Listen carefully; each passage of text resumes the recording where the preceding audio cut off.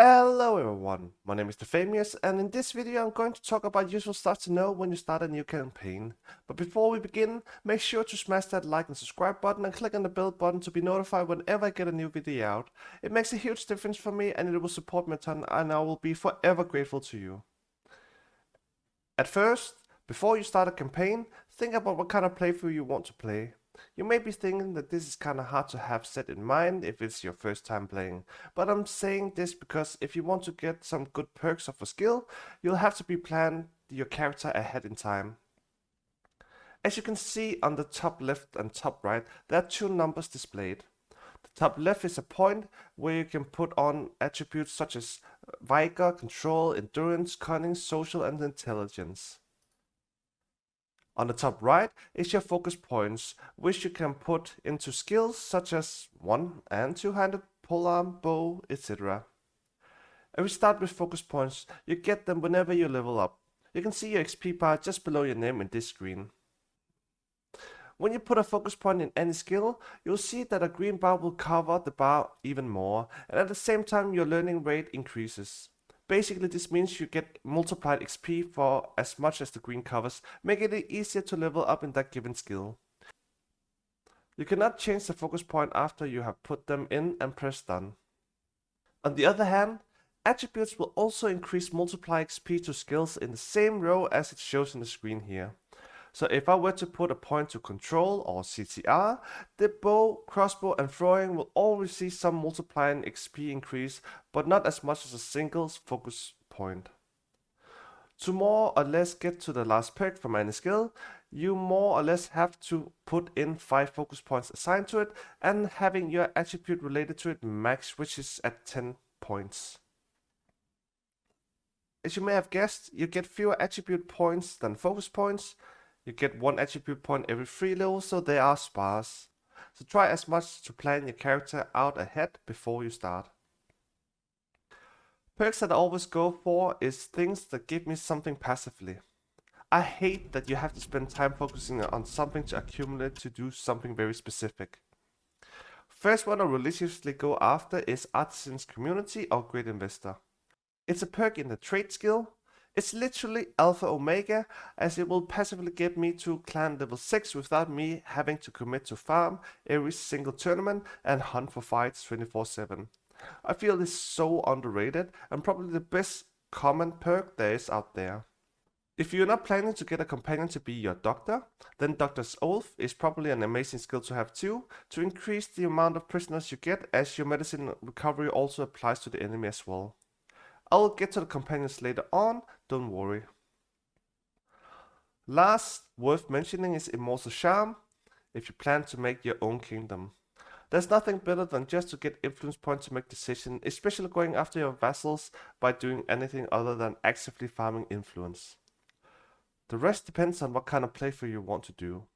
If you want to be a Bannerlord, Partner's Crime is amazing, and combined with Veteran's Respect is just kinda OP. Other than that, perks that increase your health, party size and lower the wages are also amazing too. After character creation, I always proceed to go in and allocate my skill points and attribute points. You're always guaranteed 1 attribute point, and depending on what you pick during character creation, you'll most likely end up with 2 to 3 focus points too. After that, head into a town ASAP. First, click on your civilian gear. You have stuff here you can sell that can net you from 500 to 1500 dinars easily. Next, I would highly suggest to have a horse to ride on along with a bow and at least 2 quivers. I usually buy 3. The reason is that you can easily solo looters in the start alone. If you probably can take on 20 or even more looters by yourself. The reason is that you can outrun all the looters while you shoot with your bow and arrows. If you want me to show how to do this, let me know in the comments below and I'll make a video of it. Else, now it's time to recruit.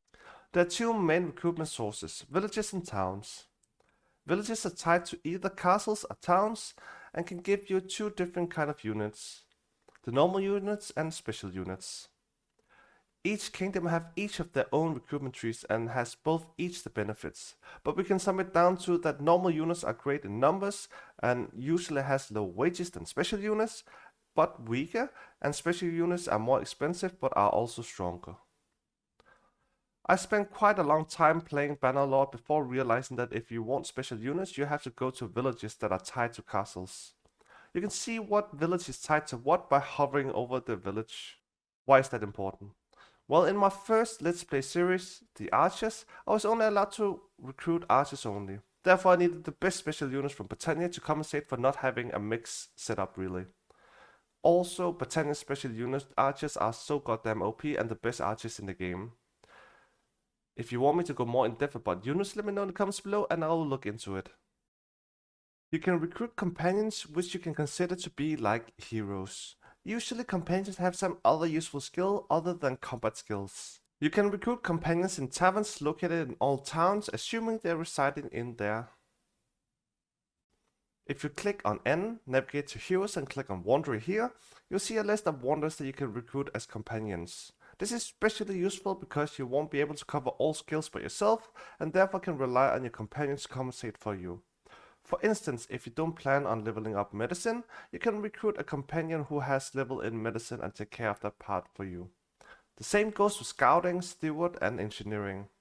If you click here, you can allocate which companion is responsible for which and gain the benefits from them instead of you. This is obviously assuming that they have a higher level of the given skill than you. Another benefit of companions is that they rarely die. You can put a setting on so companions can never die and you can consider them as your forever companions as well. Other than that, if you go around in town, they will be your bodyguard, etc, etc. Trading is really important in this game as it's one of the main money flow you will have in this game. This doesn't mean you have to only trade from city to city. For all that matters, you can just have it as an addition to whatever strategy you are running. Remember, you are the boss. If you go to a town to trade, navigate to miscellaneous and you can see all the trade goods that we are interested in. If you hover a price, you'll notice that it will say like a percentage cheaper or more expensive than the average pricing. This basically indicates whether you should buy or not in this town. The whole idea is to buy low and sell expensive. Up here you can see a capacity. Basically it means how much you can hold before you get a penalty speed. You can increase this by recruiting more troops, buying horses or buying pack animals. The pack animals are these Sumper horse, mules and pack animals, which I would recommend. Don't buy too many though, because if you have too many horses or pack animals, you'll get a herd status. This will reduce your speed limit. As a general rule of thumb, for every unit you have, you can hold one horse or one pack animal without penalty. This is important because you don't want to be too slow to run away from animals. If we look at some of these trade skills, you'll see that some of them are benefiting your trade adventure. Beside the overall bonus from just getting trade levels, which is reducing trade penalties, which relates to when you sell a bunch of the same item in one city, you can also get like other awesome traits. The most valuable is probably the trade rumor. Trade rumors help you quickly to see whether you should sell or buy from a town. When you have achieved these, it will be displaying on the miscellaneous as shown before. On the right side, if it's green, it means you will net profits because they will buy it from you from a higher price than average.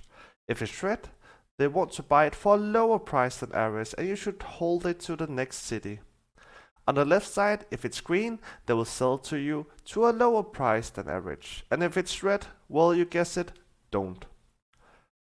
Trade rumors will also let you know specifically which town will buy or sell for a certain price when you hover the item.